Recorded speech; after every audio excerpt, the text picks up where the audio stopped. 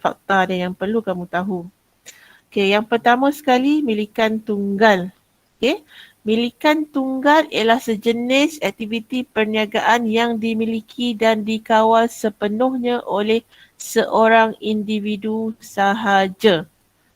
Okey, contoh milikan tunggal yang kamu tahu, nama perniagaan milikan tunggal yang kamu tahu.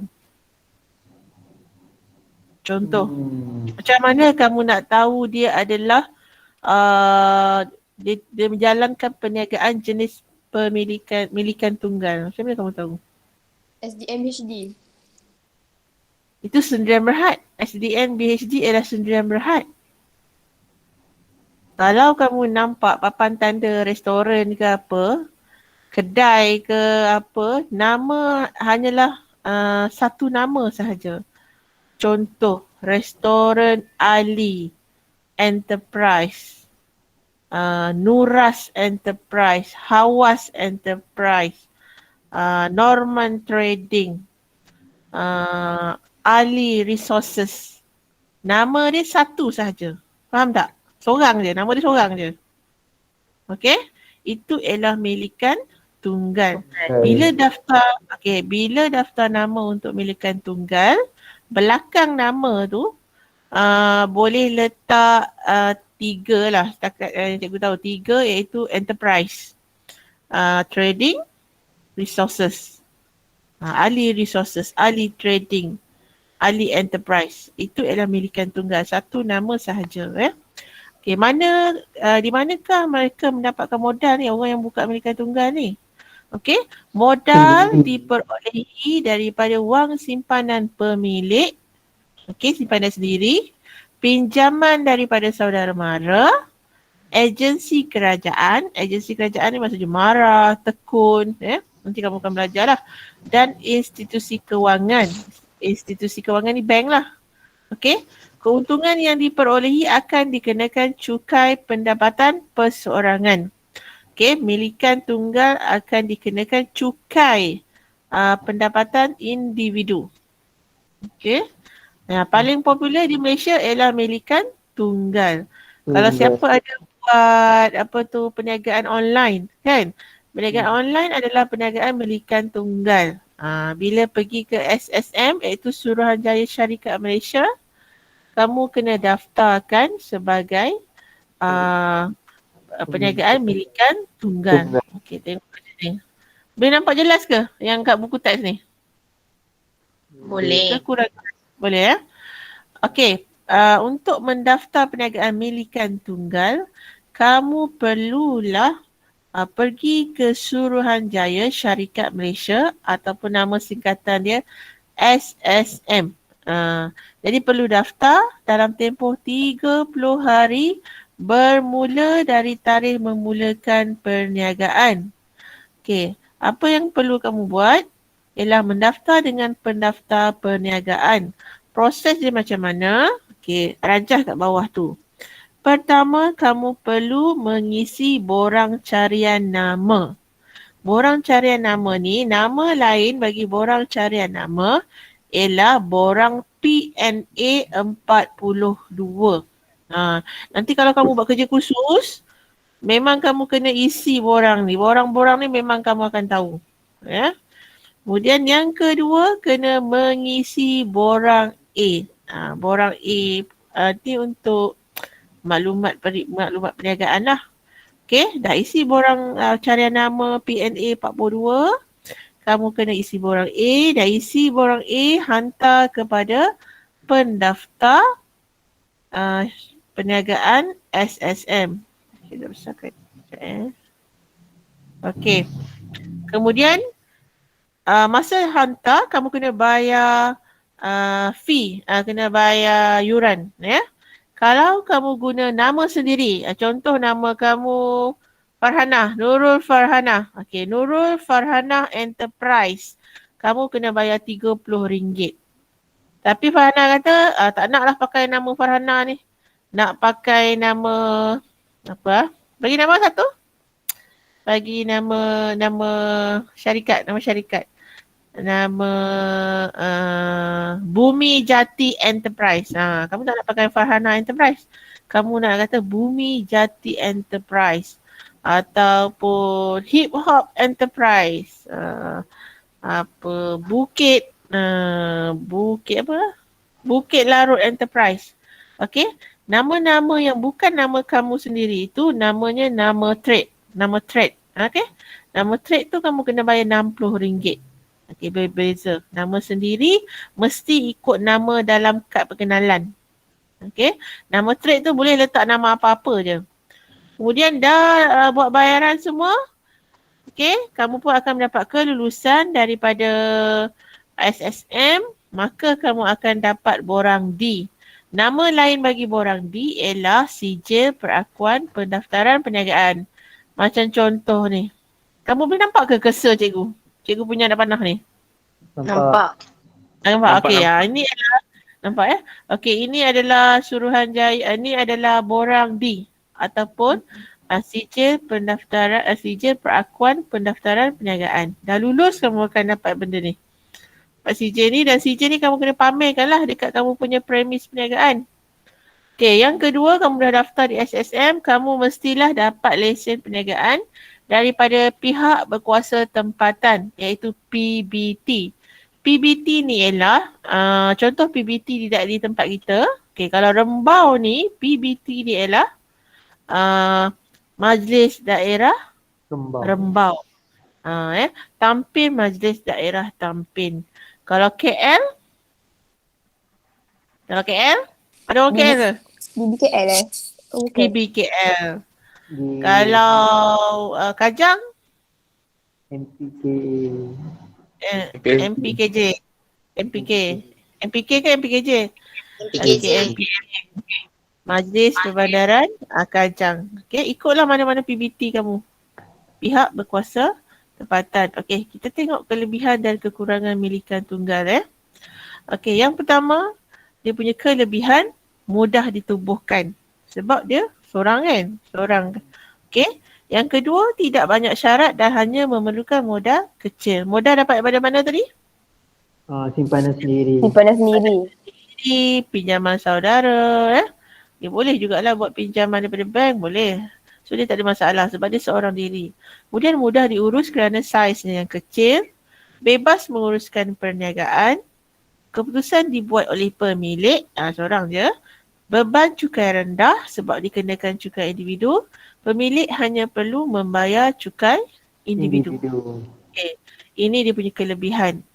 Dia punya kekurangan, ada juga kekurangan dia. Okey, walaupun dia mudah ditubuhkan, dia diuruskan secara berseorangan. Seorang. Kalau dia sakit ke dia apa, tak ada orang boleh tolong. Ya. Okey. Pertama, yang kedua, sukar untuk berkembang kerana modal kecil. Yang ketiga, beban kerja semua ditanggung oleh pemilik. Yang keempat, perniagaan tidak berterusan. Yang kelima, risiko perniagaan ditutup jika pemilik meninggal dunia. Sebab dia tak ada akal kongsi. Okey. Yang ketiga, suka berkongsi kepakaran. Maksudnya kepakaran dalam mengendalikan perniagaan tu tak boleh kongsi lah, dia seorang je ya. Okey. Pemilik menanggung liability tidak terhad. Okey. Ini perkataan penting kena dengar. Liability ni ialah kiranya tanggungan. Ya? Tanggungan ataupun hutang. Liability tidak terhad bermaksud segala harta peribadi dia boleh diambil. Sekejap ada orang masuk. Okay, Hakimi masuk. Okay, segala harta peribadi dia boleh diambil sekiranya dia ada berhutang. Contohnya dia hutang dengan bank. Kan? Dia hutang dengan bank. Maka bila dia menanggung liability tidak terhad, ya, bank boleh ambil harta peribadi dia. Boleh ambil rumah dia, boleh ambil kereta dia, apa-apalah harta peribadi dia boleh diambil. Okey, tidak terhad kepada modal yang dilaburkan. Ini maksud pemilik menanggung liability tidak terhad. Maksudnya bank boleh ambil harta peribadi dia sekiranya dia ada hutang lagi. Okey. Itu ialah milikan tunggal. So kena ingatlah apa fakta dalam milikan tunggal ni, semua kena ingat. Kelebihan, kekurangan kena ingat. Okey, satu lagi cikgu masuk perkongsian. Mungkin cikgu masuk dua-dua tengoklah. Banyak sangat nanti tak susah nak ingat. Okey, yang kedua. Jenis milikan yang kedua ialah perkongsian. Okey, perkongsian ni merupakan kerjasama antara dua atau lebih individu bagi menjalankan perniagaan. Okey, tadi milikan tunggal seorang. Ni perkongsian dua atau lebih. Okey. Okey, yang seterusnya. Okey, so mereka akan berkongsi modal, kepakaran, pengalaman, pengetahuan. So bila bergabungkan semua kepakaran modal semua, dapatlah mereka mengembangkan perniagaan. Okey, perkongsian ni adalah tertakluk kepada Akta Perkongsian 1961. Okey, mereka biasanya ada surat persetujuan ataupun surat ikatan perkongsian. Barulah untuk mengelakkan berlakunya perselisihan faham dan sebagainya lah. Okay, next.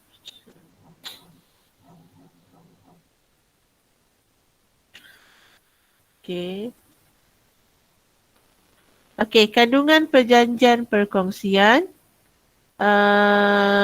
Maksudnya, kedua-dua rakan kongsi atau dua atau lebih rakan kongsi ini adalah berkongsi nama firma, nama semua rakan kongsi dalam tu ada peruntukan berkaitan dengan hak dan tanggungjawab rakan kongsi, jenis tempat perniagaan, nisbah pembahagian keuntungan. Mungkin keuntungan dia bukan 50-50, mungkin keuntungan dia 60-40. Kerugian tanggung bersama, cara menjalankan perniagaan dan bagaimana nak menamatkan perkongsian. Okey, ciri perkongsian.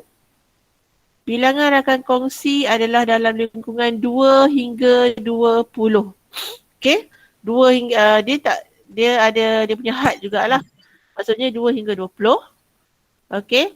Itu bagi perkongsian biasa. Kalau perkongsian profesional seperti peguam, accountant, dia orang ada juga dia punya syarikat dia firma firma guaman firma accountancy, accountant perakaunan.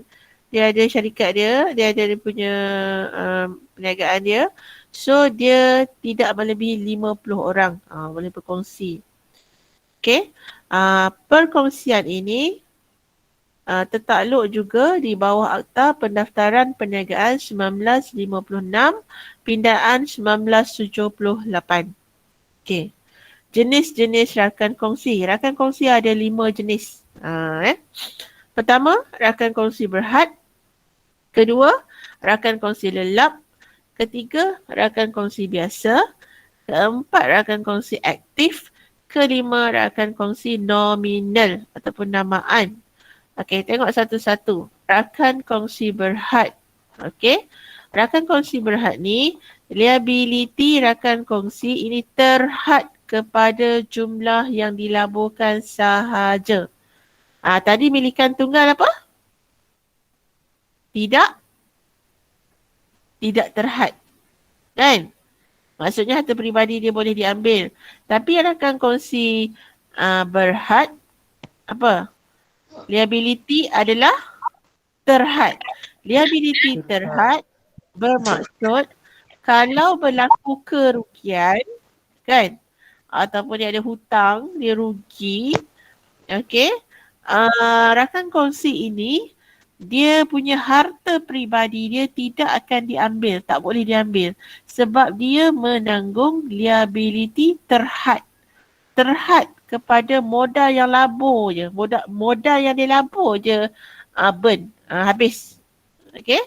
Tapi harta-harta peribadi dia semua bank tak boleh ambil. Orang tak boleh ambil. Ya. So, lagi satu, rakan kongsi berhad ni, dia tiada kuasa pengurusan serta dia tak ada kuasa pengurusan, tapi dia dibenarkan untuk memeriksa rekod dan akaun perniagaan. Okey. Boleh? Kalau tak tahu, kalau tak faham tanya. Okey. Yang kedua, rakan kongsi lelap. Okey, berbeza dengan rakan kongsi berhad, rakan kongsi lelap menanggung liability tidak terhad. Maksudnya apa? Liability tak terhad? Apa ni? Kan? Tanggungan kurang. Tanggungan. Tanggungan. Kalau berlaku kerugian, Tidak diambil. hey, tidak terhad. Dah confused. Dah tahu memang mula-mula korang akan confused. Tidak terhad. Tidak terhad bermaksud kalau berlaku kerugian, kamu punya harta peribadi semua akan diambil. Tidak terhad tu maksudnya boleh ambil apa-apa je. Okey. Ayat cikgu nak offkan silent.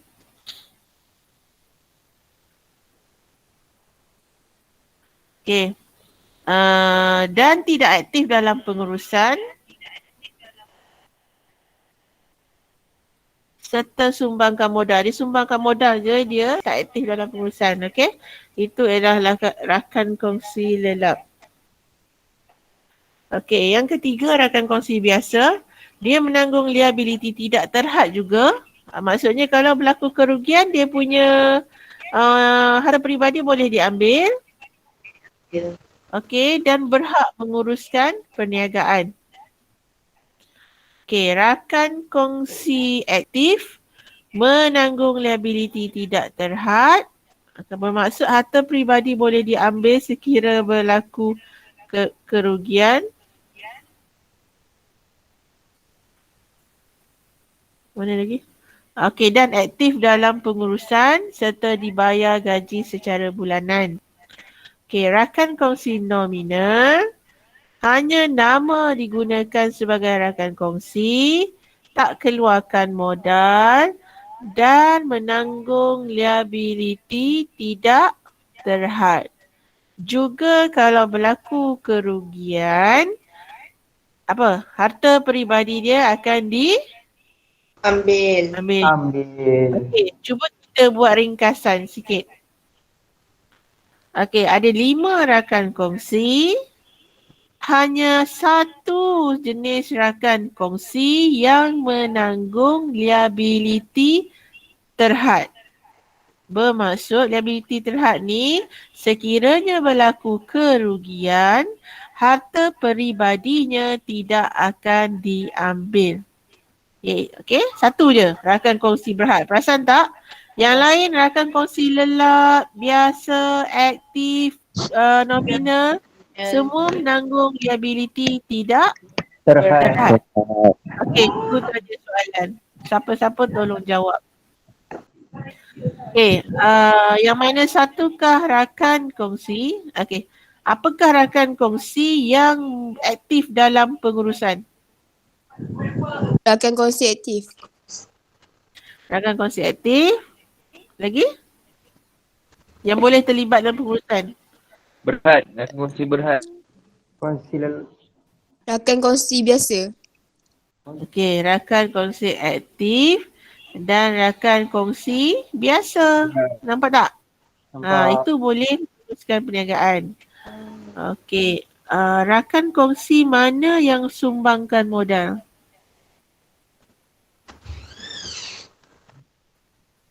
Rakan kongsi berhad.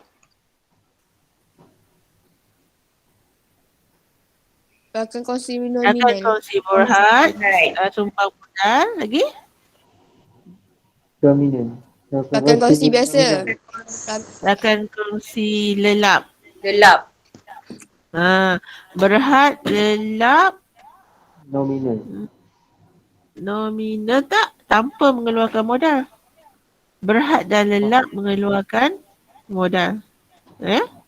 Okey, nominal tidak mengeluarkan modal. Okey. Nanti kena baca balik ya. Baca balik jadual ni. Fahamkan betul-betul. Sebab bila keluar soalan, soalan dia biasanya macam ni. Terangkan 3 jenis rakan kongsi. So, kamu kena bagi jawapan A, rakan kongsi apa, B rakan kongsi apa, C rakan kongsi apa. So bila kamu buat penerangan, kamu kena ingatlah dia punya maklumat dia. Kalau kamu tak ingat, kamu keliru. Mana satu yang menanggung liability terhad, mana satu menanggung liability tidak terhad. Jadi itu akan ni tak ada markah lah kalau kamu salah lah ya. Kalau kamu tak ingat. Okey. Kemudian kita pergi kepada bilangan rakan kongsi. Okey, yang ada 3 jenis perkongsian. Pertama perkongsian biasa, perkongsian berhad, perkongsian liability terhad atau nama singkatan dia PLT. Okey. Okey, perkongsian biasa bilangan rakan kongsi 2 hingga 20, berhad 2 hingga 50, liability terhad 2 hingga tiada had maksimum. Berapa pun boleh, nak 100, 200 boleh. Ya.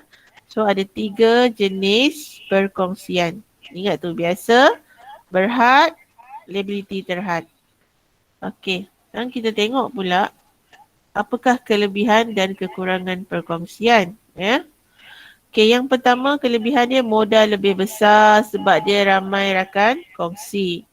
Yang kedua, mudah ditubuhkan, taklah terlalu banyak peraturan. Yang ketiga, berkongsi kepakaran. Sebab bila bergabung rakan kongsi ni, masing-masing ada kepakaran sendiri. Masing-masing ada pengetahuan. Mungkin ada rakan kongsi yang berpengetahuan dalam bidang kewangan. Okey, mungkin rakan kongsi seorang lagi tu dia memang bijak dalam pemasaran. Okey. Dan adalah dia punya kepakaran masing-masing. So dapat berkongsi kepakaran. Okey, dia punya kekurangan modal terhad. Okey, modal terhad. Tadi kata modal lebih besar, ni sekarang kata modal terhad pula.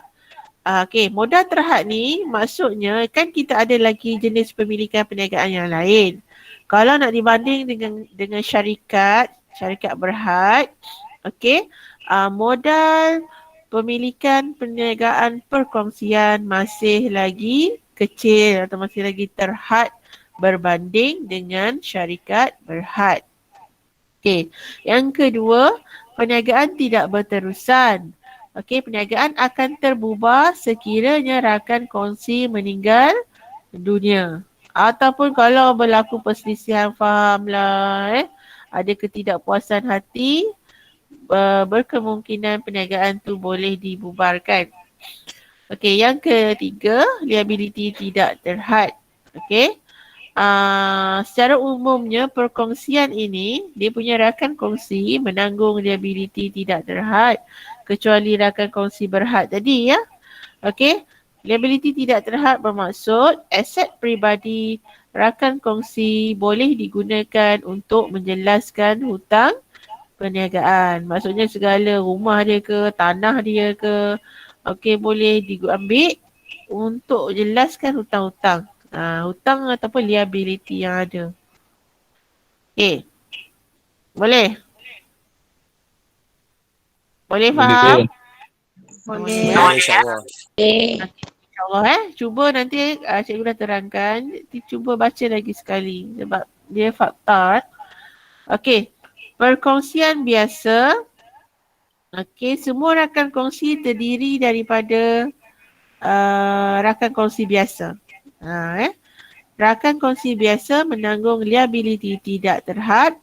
Mereka mempunyai kuasa dan tanggungjawab serta hak yang sama untuk menguruskan perniagaan. Tadi kan kita dah belajar 5 jenis rakan kongsi. Okey, perkongsian biasa dikongsi oleh rakan kongsi biasa. Semua menanggung liability tidak terhad. Kalau kerugian, kalau syarikat mengalami kerugian, semua dia punya rakan kongsi kenalah ambil harta peribadi dia orang untuk jelaskan hutang.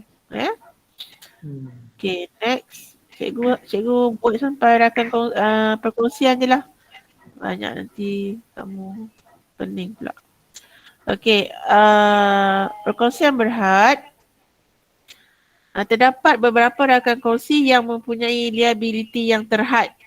Bermaksud dalam perkongsian berhad ada rakan kongsi berhad. Okey. Ada juga dalam ni rakan kongsi yang menanggung liability tidak terhad. Ya. Hal ini disebabkan oleh liability yang ditanggung terhad setakat modal yang dilaburkan. Okey. Mereka tiada kuasa dalam pengurusan perniagaan. Okey, dalam perkongsian berhad, sekurang-kurangnya seorang rakan kongsi biasa yang menanggung semua liability perniagaan dan bertanggungjawab terhadap pengurusan perniagaan. Pekongsi dibenarkan untuk memeriksa rekod dan akaun perniagaan. Okey, dalam ni dia kata ada rakan kongsi berhad. Rakan kongsi berhad menanggung liability terhad. Maksudnya berlaku kerugian, harta dia tidak akan digunakan untuk menjelaskan hutang. Tetapi dalam perkongsian berhad juga mesti ada seorang rakan kongsi biasa. Rakan kongsi biasa ni dia menanggung liability tidak terhad. Maksudnya kalau berlaku kerugian, harta peribadi dia akan diambil lah. Okey? So ada dua jenis rakan kongsi dalam perkongsian berhad. Okey, kemudian perkongsian liability terhad. Okey, dia lain sikit. Merupakan satu bentuk perniagaan alternatif yang menggabungkan ciri-ciri perkongsian dengan syarikat sendirian berhad. Maksudnya dia ada ciri-ciri perkongsian dan ada ciri-ciri pemilikan perniagaan jenis syarikat sendirian berhad. Okay. PLT diperkenalkan oleh SSM pada tahun 2013 di bawah Akta Perkongsian Liability Terhad 2012. Okey, semua akta ni pun kamu kena ingat. Ya.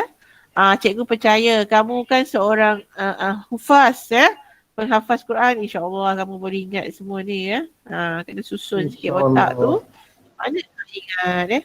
Okey, ciri-ciri PLT, perkongsian liability terhad. Pertama, entiti berasingan.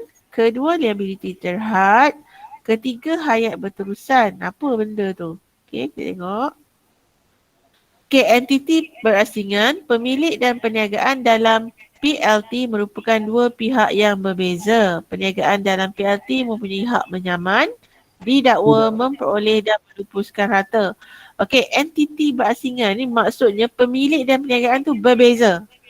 Berbeza macam mana? Bermaksud, kalau perniagaan mengalami kerugian, pemiliknya tak rugi atau sebab pemiliknya menanggung liability terhad.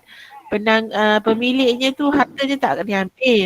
Yang rugi hanyalah dia punya syarikat, bukan diri pemilik.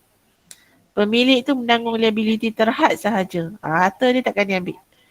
Okey, ini secara PLT, liability terhad. Sebab tu nama dia perkongsian liability terhad. Pemilik dia menanggung liability terhad, harta tak akan diambil kalau kerugian. Tapi syarikat tu yang mengalami kerugian, dia lah maksudnya kena bayar segala hutang-hutang tu dengan duit syarikat lah. Tak boleh lah ambil duit pemilik. Boleh? Boleh faham? Boleh. Entiti berasingan bermaksud pemilik tak akan menanggung kerugian sekiranya syarikat rugi ataupun bankrupt. Harta dia tak akan diambil. Yang kalau syarikat rugi, syarikatnya. Bayar apa-apa pakai duit syarikat. Okey, yang kedua liability terhad. Semua rakan kongsi mempunyai tanggungan terhad setakat modal yang dilaburkan dan tidak melibatkan harta peribadi pemilik. Yang ketiga, hayat berterusan. Setiap perubahan yang berlaku dalam perkongsian liability terhad tidak akan menjejaskan kewujudan hak atau liability PLT. Jam ke apa? Wish. Okey. Contohnya jika salah seorang rakan kongsi meninggal dunia, kurang siuman atau muflis, perniagaan masih boleh meneruskan operasi. Okey, kelebihan PLT, entiti berasingan tadi maksudnya rakan kongsi bebas daripada tindakan undang-undang. Kalau syarikat rugi, syarikatlah masalah, sama-sama selesaikan masalah syarikat. Pemilik tidak akan terjejas. Okey. Flexibility perniagaan, Rakan kongsi boleh meletakkan syarat-syarat tambahan dalam perjanjian perkongsian. Okay, liability terhad, aset peribadi semua rakan kongsi dilindungi sekiranya perniagaan muflis. Sama lah macam tadi. Maksudnya kalau perniagaan muflis, aset peribadi tidak akan diambil. Penjimatan kos, dia tidak tertakluk pada sistem audit dan pematuhan pada undang-undang berkanun. Maksudnya dia tak susah sangatlah, tak ada tertakluk pada sistem audit yang ketat. Okey. Selain daripada tu, dia tiada had bilangan maksimum rakan kongsi atau keperluan modal minimum. Maksudnya rakan kongsi yang menyumbangkan modal boleh sumbang berapa je modal dia nak. Tak ada modal minimum. Okey. So ini adalah jenis pemilikan perniagaan perkongsian. Okey, tanggungjawab rakan kongsi. Pertama, menjaga kepentingan rakan kongsi lain. Kedua, melindungi rahsia perniagaan termasuk rahsia kewangan, maklumat perniagaan dan akaun perniagaan. Yang ketiga, mencari peluang dan sumber tambahan bagi memajukan perniagaan yang dijalankan. Yang keempat, memberi idea dan pendapat bagi menyelesaikan setiap masalah yang timbul. Okey. Itu. Jadi rakan kongsi memanglah bertanggungjawab kalau kita berkongsi perniagaan. Kita mestilah melindungi kita punya rahsia perniagaan. So hari ini kita dah belajar tentang dua jenis pemilikan perniagaan, iaitu perniagaan milikan tunggal dan perniagaan jenis perkongsian. Okey, cikgu harap kamu dapat baca balik Okey, dan buat mind mapping tu, peta pokok yang cikgu minta buat tu kamu mesti buat. Okey, so hari ni cikgu akan bagi tugasan soalan esei subjektif. Mungkin cikgu bagi berapa soalan kalau soalan tu pendek cikgu bagi 5. Kalau soalan tu agak panjang, cikgu bagi 2 atau 3. Okay. Jawab dalam buku panjang. Ada buku panjang Ada. Buku panjang? Ada cikgu. Ada buku panjang, terus buat dalam buku. Okay. Kalau tak ada, buatlah kertas dulu. Okey, soalan dia akan tulis markah. Cikgu akan bagi markah. Contohnya dia tulis berhuraikan 3 konsep perniagaan. Markah dia 6.